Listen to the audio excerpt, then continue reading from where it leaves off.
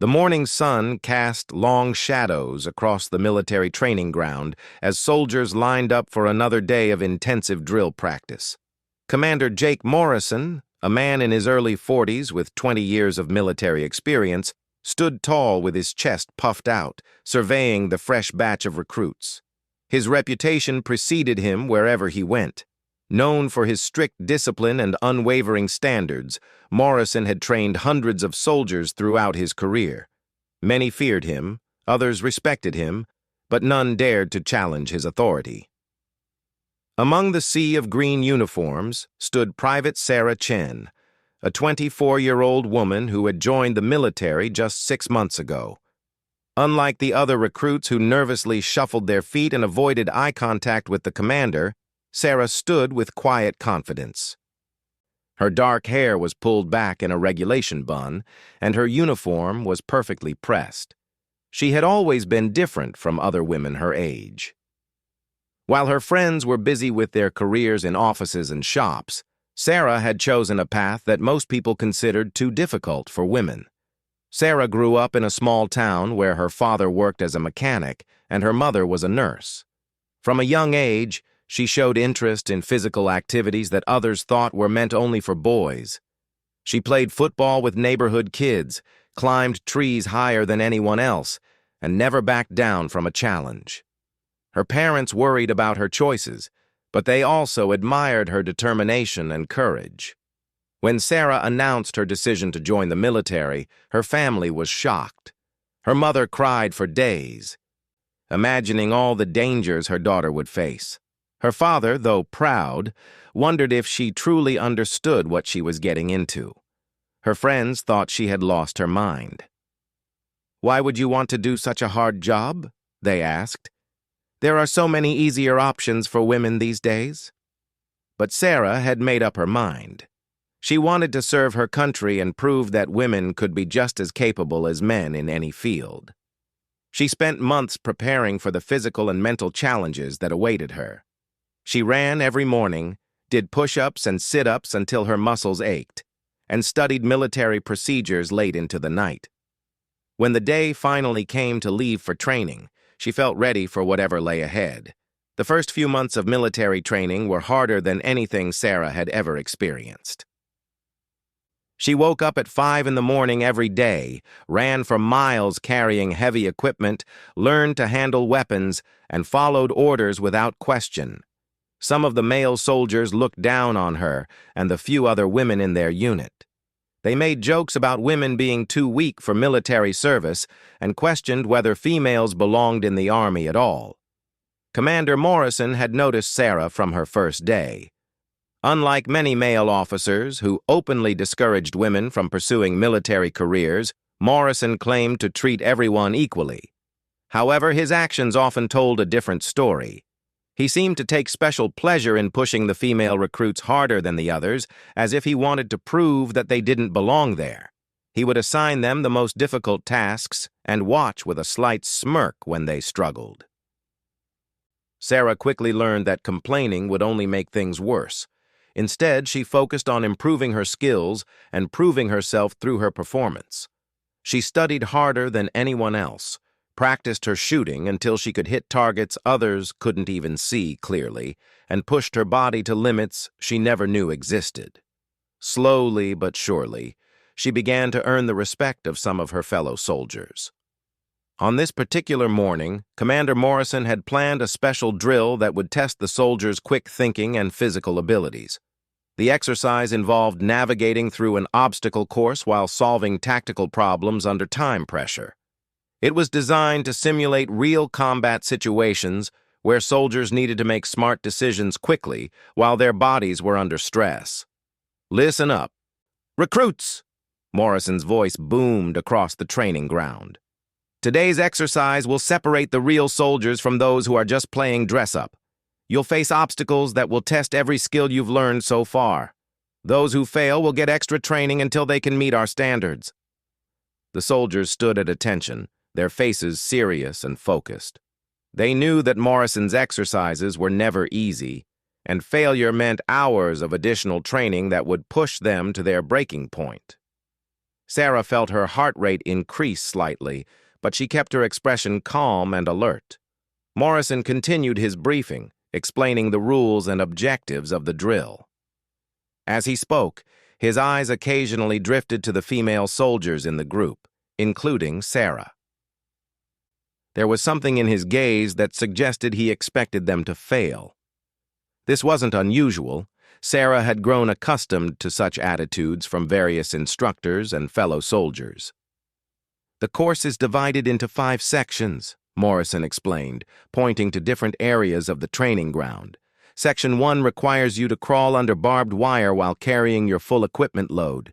Section 2 involves climbing a 15-foot wall without any assistance. Section 3 tests your marksmanship under pressure. You'll have 30 seconds to hit 5 targets while your heart is racing from the previous activities." He paused, looking directly at Sarah and the other women. "Section 4 requires you to solve a tactical puzzle while under simulated enemy fire. Section 5 is a sprint to the finish line while carrying a wounded comrade." His voice carried a hint of challenge as he added, "This exercise has a 90% failure rate for first-time attempts. I don't expect many of you to succeed today." Sarah felt a familiar fire burning in her chest. She had heard similar predictions of failure throughout her life, and they only made her more determined to succeed. She glanced around at her fellow soldiers and saw varying degrees of nervousness and determination on their faces. Some looked ready to give up before they even started, while others appeared eager to prove themselves. "Before we begin," Morrison announced, "I'll demonstrate the proper technique for the first section. Watch carefully because I won't repeat this." He walked over to the barbed wire section, where metal wire was stretched about 2 feet above the ground for a distance of 50 yards. Soldiers would need to crawl underneath it while carrying their full gear, including their rifle, backpack, and water supply. Morrison got down on his stomach and began crawling forward with smooth, efficient movements. His technique was flawless. He kept his body low, moved his elbows and knees in perfect coordination, and maintained steady progress without getting caught on the wire above. He completed the section in just under 2 minutes, which was considered excellent time for this exercise. As he stood up and brushed dirt off his uniform, Morrison's confidence was evident. "That's how it's done," he said with satisfaction. "Notice how I kept my head down, used my elbows to pull myself forward, and maintained constant movement. There's no room for hesitation or fear in this exercise." Sarah watched every detail of Morrison's demonstration, analyzing his technique and mentally preparing her own approach. She noticed how he distributed his weight, the rhythm of his movements, and the way he navigated around small obstacles in his path. She also observed something that Morrison might not have intended to reveal, a slight weakness in his technique when he encountered a particularly low section of wire. The commander's demonstration had been impressive, but Sarah's trained eye caught subtle details that others might have missed.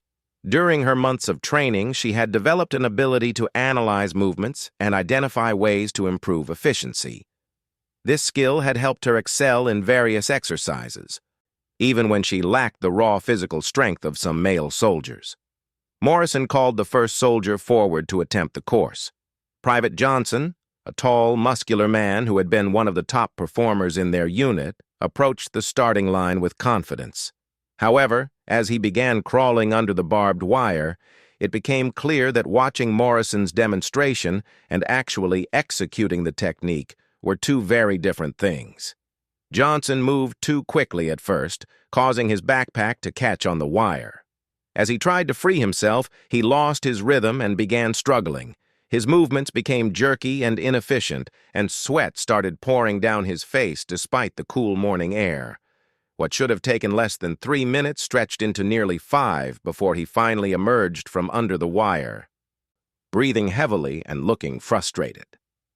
"Pathetic," Morrison commented coldly. "If this were a real combat situation, you'd be dead 3 times over. Next!" One by one, the soldiers attempted the course. Some performed better than others, but none matched Morrison's smooth demonstration.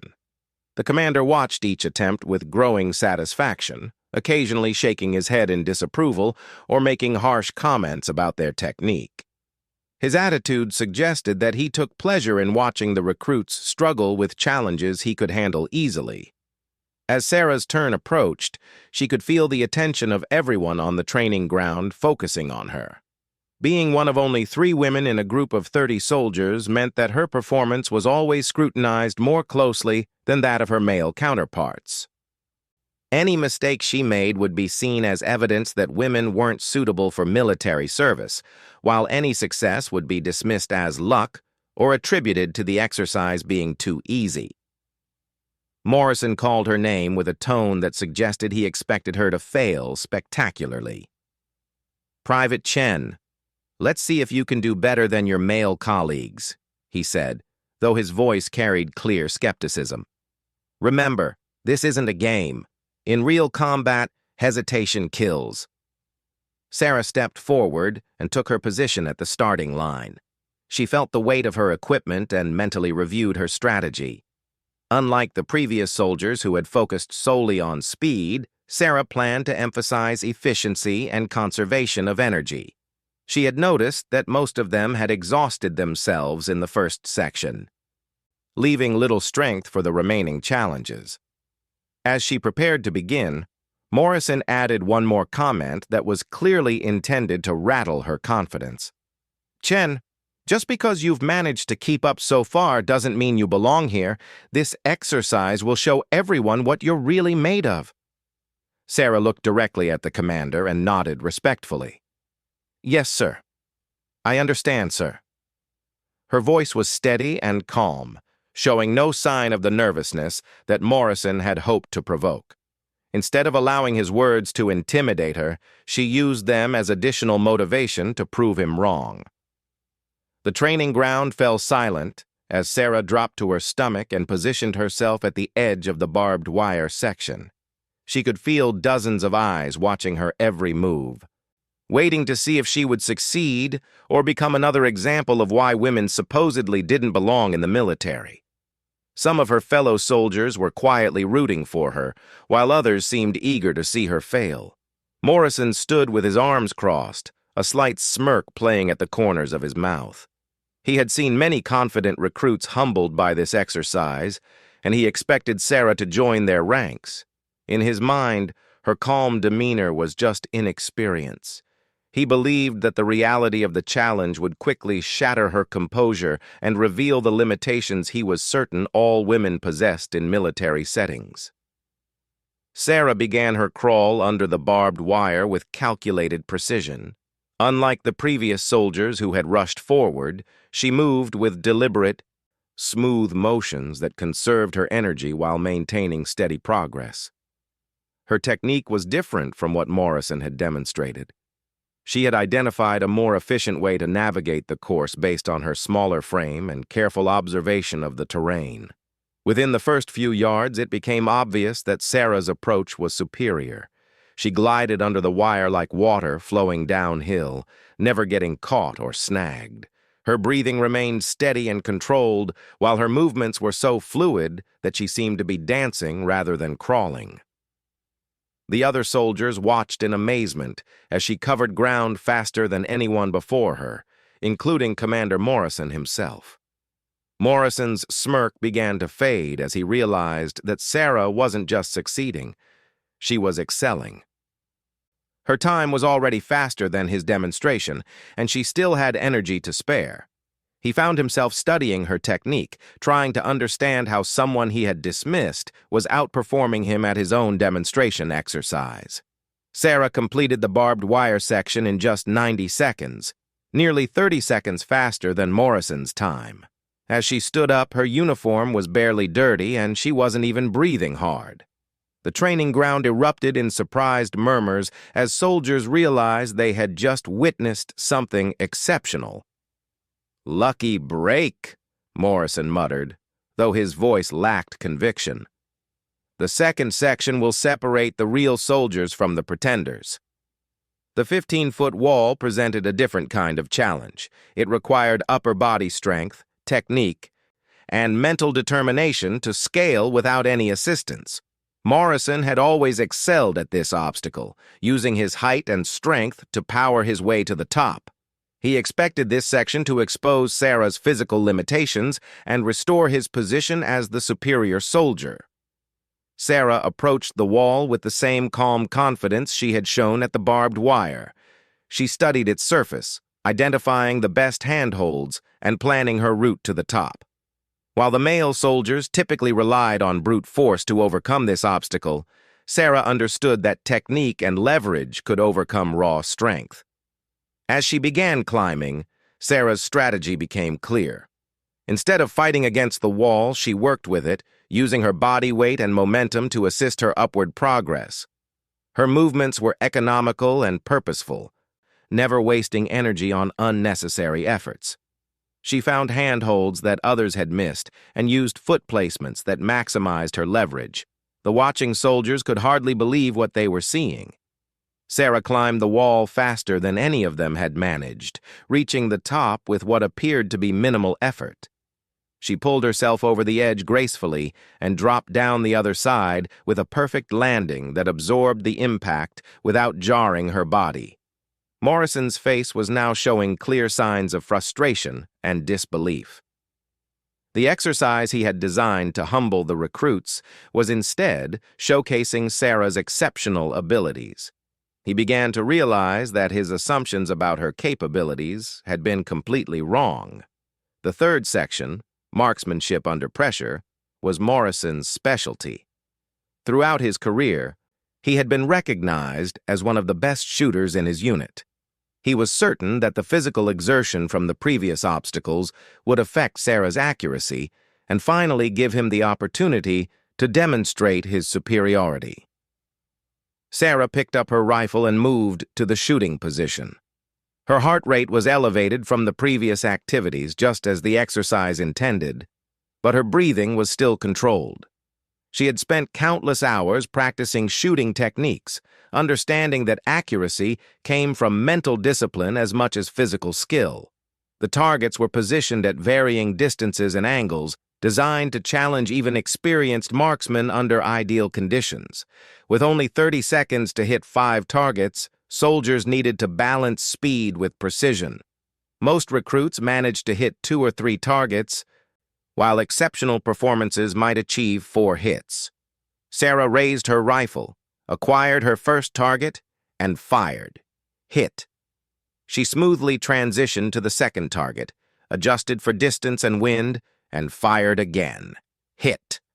Her movements were so fluid and natural that she seemed to be performing a carefully rehearsed dance rather than operating under pressure. Target 3 fell. Target 4. With 10 seconds remaining and 1 target left, Sarah made a final adjustment and squeezed the trigger. The 5th target dropped, and a brief silence fell over the training ground before excited chatter broke out among the watching soldiers. Morrison stared at the targets in disbelief. 5 hits in 30 seconds, with all shots placed in the center rings.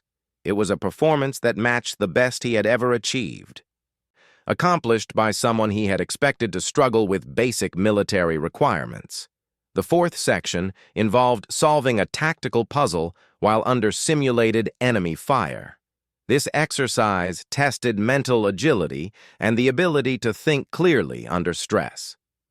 Soldiers had to analyze a complex scenario and choose the best course of action, while speakers blared the sounds of gunfire and explosions around them. Sarah approached this challenge with the same methodical thinking she had applied to the physical obstacles. While the distracting sounds would have rattled many soldiers, she had learned to compartmentalize her mind during stressful situations. She read through the scenario quickly, identified the key factors, and began working through possible solutions. The puzzle involved coordinating the movement of multiple units across difficult terrain while avoiding enemy positions and achieving specific objectives. It required understanding of military tactics, geography, and resource management. Most soldiers needed the full 5 minutes allowed for this section, and many still chose incorrect solutions. Sarah solved the puzzle in just over 3 minutes, selecting the optimal strategy that minimized risk while maximizing the chance of mission success. When Morrison reviewed her answer, he found her reasoning sound and her solution superior to the standard response he typically expected. The final section, carrying a wounded comrade to safety, was designed to test endurance and determination when soldiers were already exhausted from previous challenges. A sandbag weighing the same as an average soldier had to be carried 200 yards in a fireman's carry position. This exercise had broken many strong recruits who had underestimated how difficult it would be after completing the earlier obstacles. Sarah lifted the sandbag with proper technique, distributing its weight across her shoulders and back. Her smaller frame actually provided some advantages here, as she had a lower center of gravity and had learned to use leverage effectively throughout her training.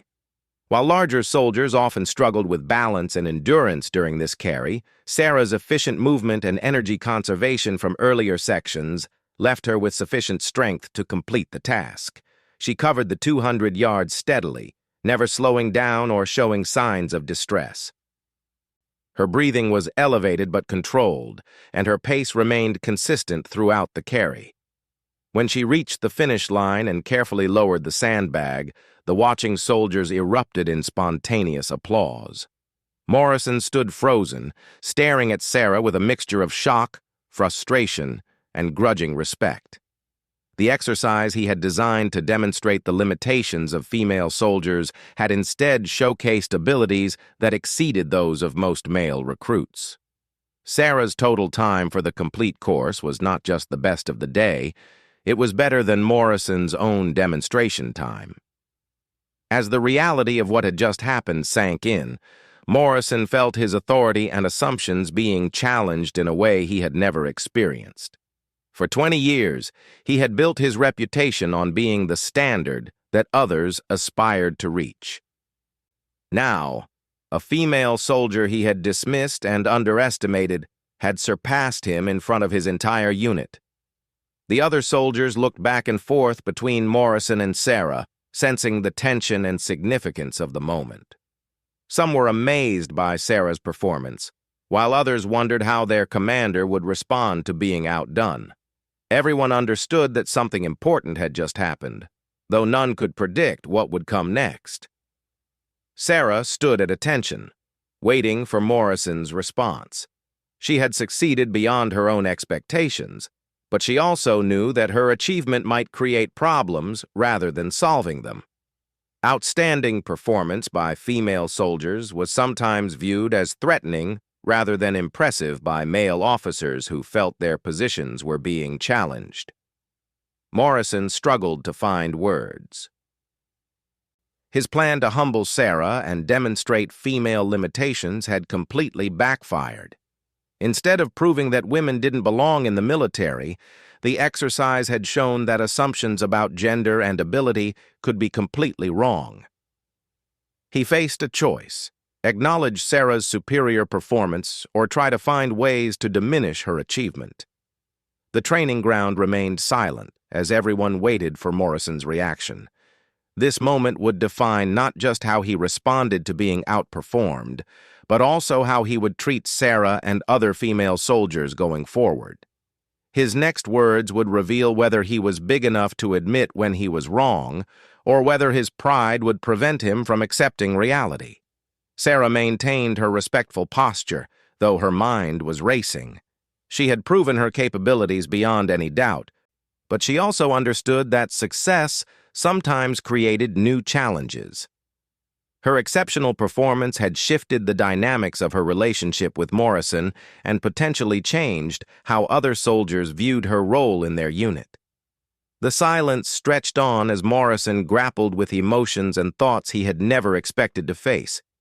His worldview about military service, gender roles, and his own abilities was being forced to evolve in real time. The confident commander who had begun the day certain of his superiority now faced the uncomfortable reality that his assumptions had been completely incorrect. Around the training ground, soldiers waited to see how their leader would handle this unexpected turn of events. Some hoped Morrison would show grace and acknowledge Sarah's achievement, while others wondered if he would try to save face by finding fault with her performance or the exercise itself. The morning sun continued to climb higher in the sky, but the atmosphere on the training ground remained tense and expectant. Everyone understood that Morrison's response to this situation would reveal important truths about his character and leadership style. The way he handled being outperformed by someone he had underestimated would be remembered and discussed long after this training exercise was completed. Commander Morrison cleared his throat and stepped forward, his face a mixture of complex emotions that he was still trying to process. The usual confidence in his voice had been replaced by something more uncertain, though he was fighting to maintain his authority in front of the assembled soldiers. "Private Chen," he began, his voice more subdued than usual. The soldiers leaned in slightly, eager to hear how their commander would address what they had all witnessed. Sarah remained at attention, her eyes focused straight ahead, though she could sense the internal struggle Morrison was experiencing. For a moment, Morrison seemed to be weighing his words carefully. His military training had taught him the importance of discipline and respect for superior performance, but his personal assumptions about women in combat roles had been completely shattered. The exercise he had designed to prove a point had instead taught him a lesson he had never expected to learn. That was, Morrison paused, struggling to find appropriate words, an exceptional performance. The admission seemed to cost him significant effort, but there was no denying what everyone had witnessed. Sarah's achievement had been so outstanding that attempting to minimize it would only damage his credibility with the other soldiers. The watching recruits exchanged glances, surprised by their commander's acknowledgement.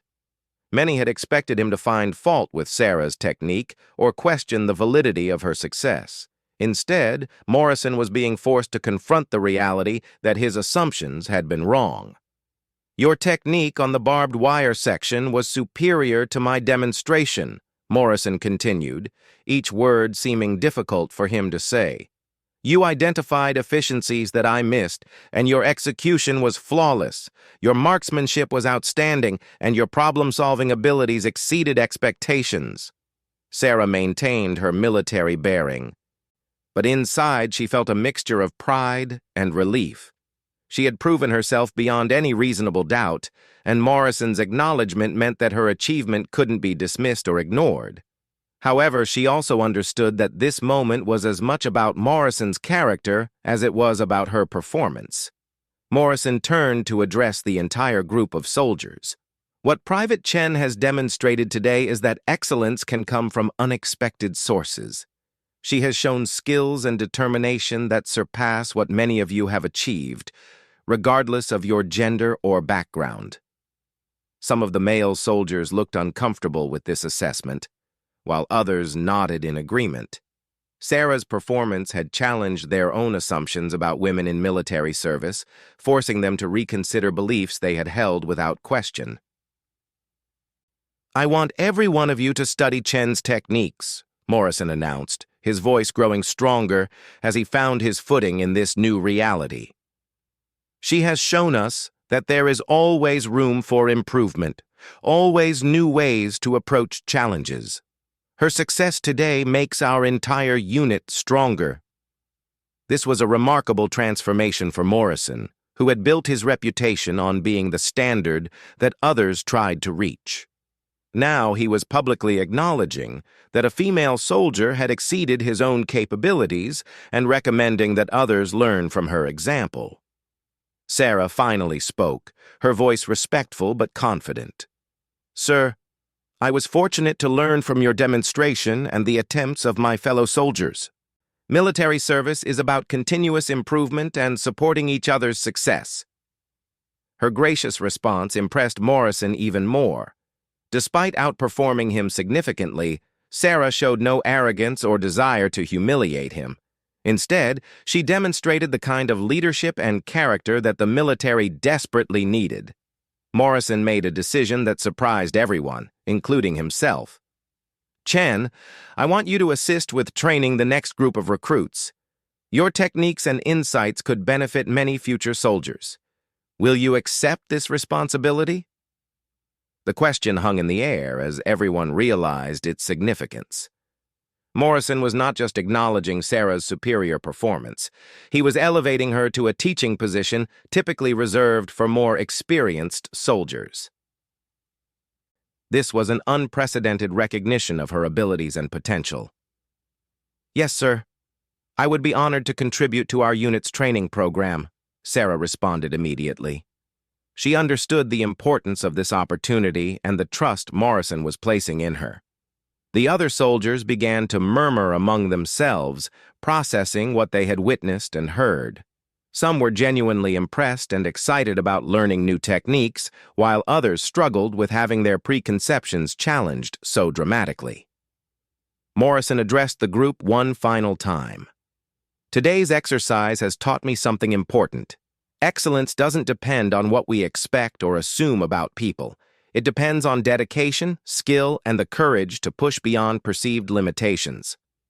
Private Chen has shown us all what's possible when we focus on performance rather than prejudices. As the soldiers were dismissed to continue their training day, many approached Sarah with questions about her techniques and congratulations on her performance. The atmosphere had shifted significantly from the morning's tension to genuine curiosity and respect. Morrison remained behind, studying the obstacle course and reflecting on what had happened. His worldview had been fundamentally challenged, and he was beginning to understand how his assumptions had limited not just his perception of others, but his own growth as a leader and soldier.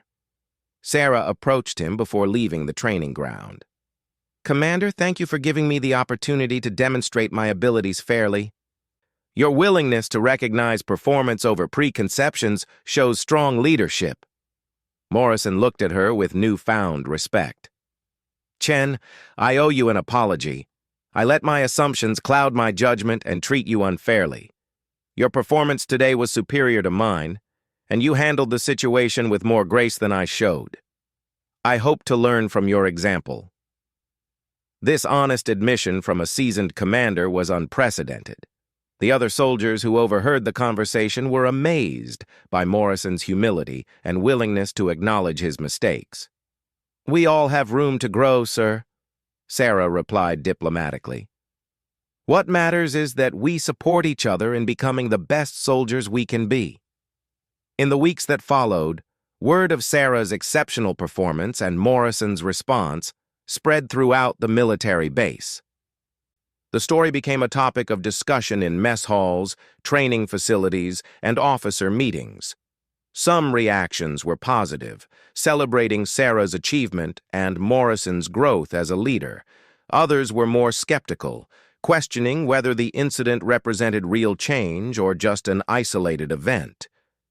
Sarah began her new role as a training assistant, working with Morrison to improve the obstacle course and develop more effective teaching methods. Her insights helped numerous soldiers improve their performance, and her presence in a leadership role gradually normalized the idea of women in positions of authority within military settings.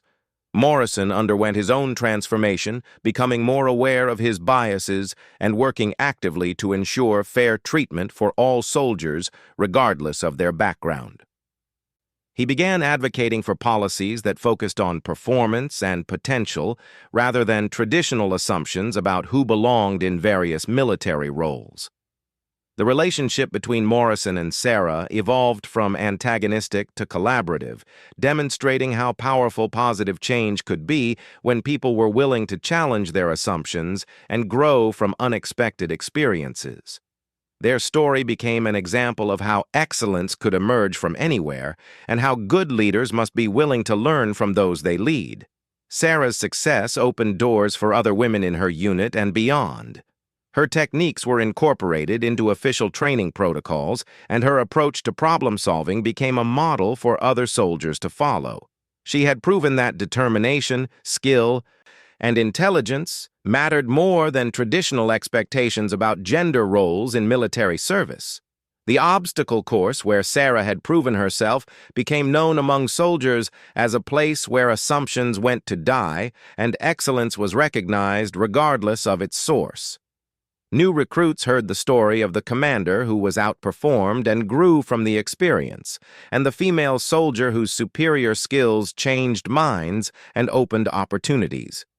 Morrison's willingness to acknowledge Sarah's superior performance and learn from it became part of his leadership legacy. He was eventually promoted to higher positions, where he implemented policies that emphasized merit-based evaluation and equal opportunities for all soldiers to demonstrate their capabilities. Years later, both Morrison and Sarah would look back on that morning as a turning point in their careers and their understanding of what military service truly meant. The exercise that began as an attempt to prove limitations instead revealed the importance of keeping an open mind and recognizing excellence wherever it appeared. The story of their encounter became a teaching tool in military leadership courses, demonstrating how assumptions could blind leaders to the potential of those they commanded, and how true leadership required the courage to admit mistakes and learn from unexpected sources. Sarah went on to have a distinguished military career, eventually achieving high rank and using her position to ensure that other capable individuals received fair opportunities to prove themselves. She never forgot the importance of that day when her performance spoke louder than prejudices and changed the course of her life. Morrison became known as a leader who valued performance over preconceptions and who had the courage to grow and change when presented with evidence that challenged his beliefs. His story inspired other commanders to examine their own biases and create more inclusive environments where all soldiers could thrive. The training ground where it all happened continued to challenge new soldiers, but the lessons learned there extended far beyond physical fitness and tactical skills. It became a place where future military leaders learned that excellence could emerge from unexpected sources, and that true leadership meant recognizing and nurturing potential wherever it was found.